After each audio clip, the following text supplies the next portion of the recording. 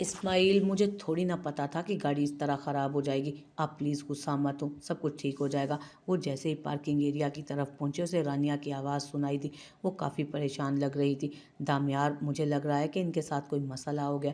इज़ा ने दामियार को देखते हुए कहा, और मुझे लगता है कि हमने किसी का ठेका नहीं ले रखा। खबरदार, जो तुमने उन्हें मदद की ऑफ़र की, चलो यहाँ से। वो उसे चलने का इशारा करते हुए बोला। वैसे भी इनकी खटारा गाड़ी दूर तक चलने के काबिल नहीं थी। कहाँ दामियार की चमचमाती कार और कहाँ उनकी कोई 5-6 साल पुरानी गाड़ी। एक्सक्यूज़ मी, आप मेरे ख्याल में देश परदेश होटल में ही रह रहे हैं ना? प्लीज़ क्या आप हमें वहाँ तक ड्रॉप कर देंगे?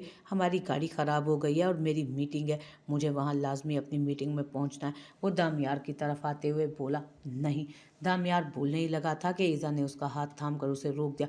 ऑफ कोर्स, क्यों नहीं, आप आइए, हम आपको ड्रॉप कर देंगे। परेशान होने की ज़रूरत नहीं, हम भी वहीं जा रहे हैं।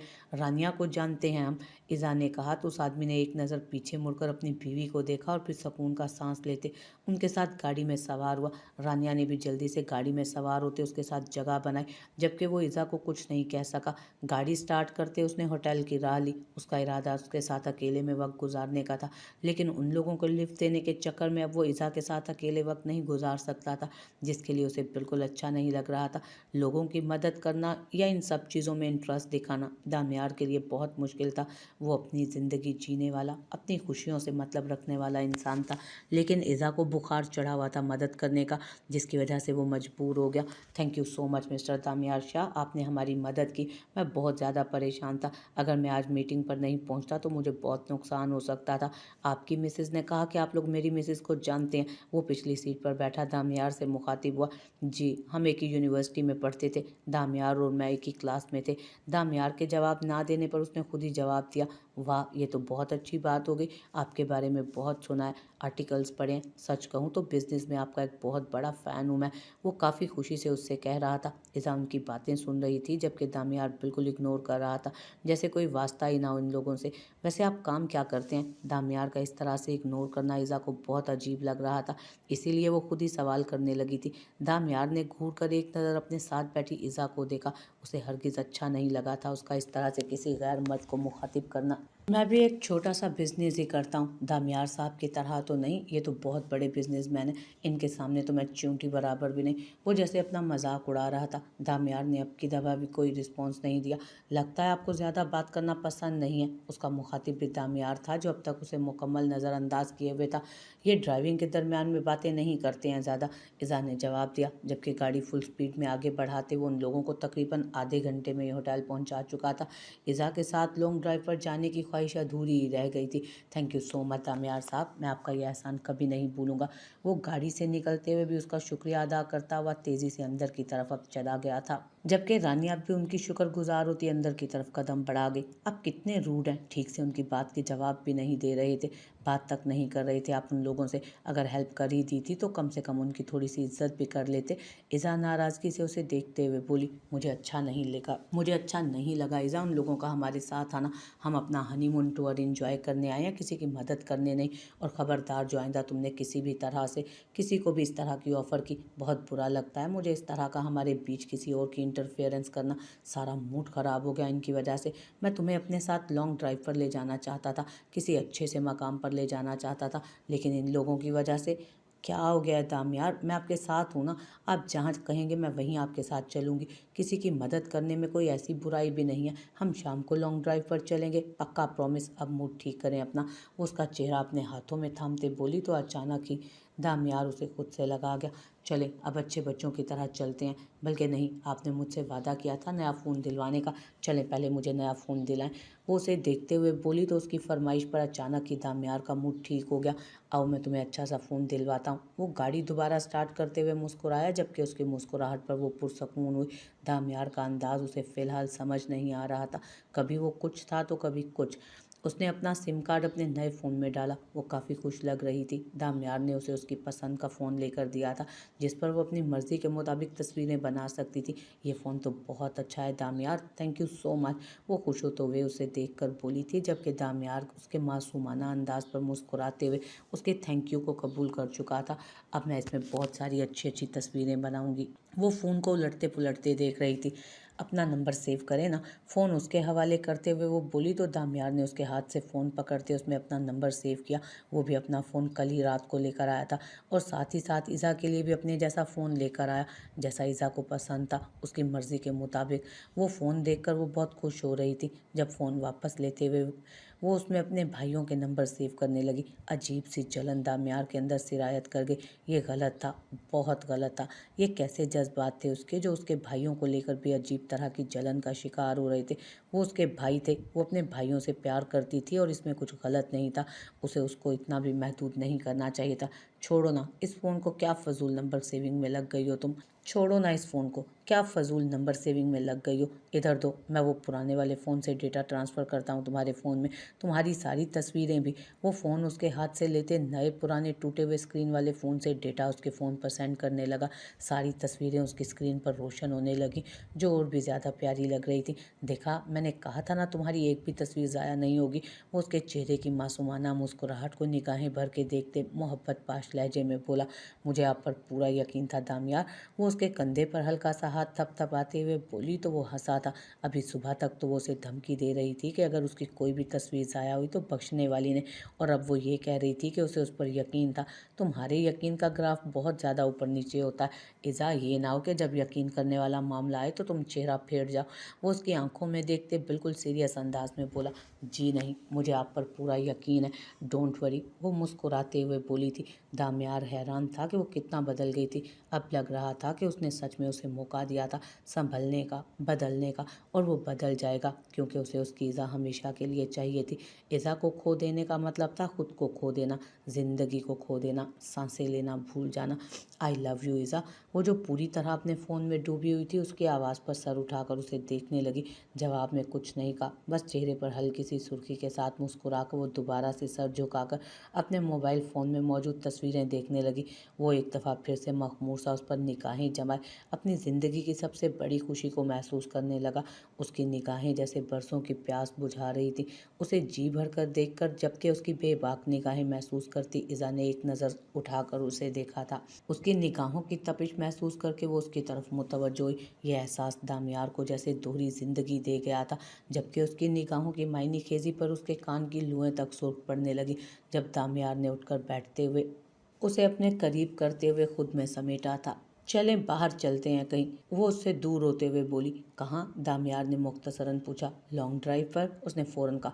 ओके चलो, डिनर भी बाहर ही कर लेंगे, दामियार उठते हुए बोला, जबकि वो भी सर हिलाती हुई उठ गई थी। लेकिन दामियार, मौसम ख़राब हो रहा है, मुझे लग रहा है बारिश होने वाली है। वो दामियार को देखते हुए बोली। नहीं, मुझे नहीं लगता, कल इतनी बारिश हुई है, ज़रूरी नहीं कि आज भी हो। चलो अब हमें यहाँ अपना वक्त बर्बाद नहीं करना चाहिए।